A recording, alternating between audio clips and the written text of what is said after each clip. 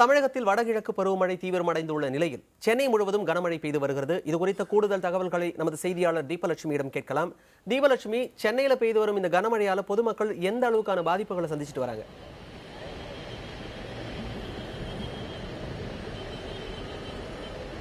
மணிமாறன், இன்று பெய்துள்ள மழை காரணமாக பொதுமக்கள் வெகுவாக பாதிப்படைந்துள்ளனர். ஏனென்றால் குறிப்பாக இன்று தீபாவளி பண்டிகை இன்னும் 2 நாட்களே உள்ள நிலையில் அதற்காக வெளியூருக்கு செல்வதற்காக பொதுமக்கள் திட்டமிட்டிருந்தனர். வெளியூர் செல்வதற்காகவும் அதே போல ஆடை ஆபரணங்கள் வாங்குவதற்காகவும் அதிகமான பொதுமக்கள் திட்டமிட்டிருந்தனர். ஆனால் இன்று மழை காரணமாக வெளியில் செல்ல முடியாத நிலையில் ஏற்பட்டுள்ளது.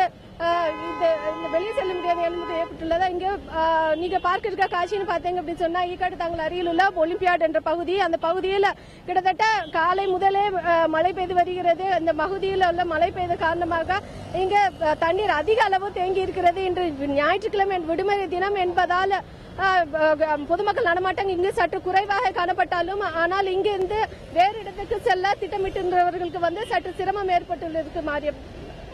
மணிமாறன், தீபலட்சுமி, பரவலாக மழை பெய்து வந்தாலும் குறிப்பா சென்னையில் எந்தெந்த இடங்களில் அதிகமான மழை பதிவாகி இருக்கு?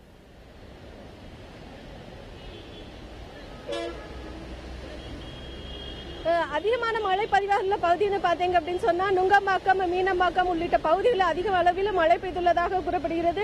ஏன்னா இந்த பகுதியில் மலைப்பகுதியில் அதிகம் இருக்கிறதா, அந்த இடங்களில் அதிக மழை பெய்து இருக்கிறது.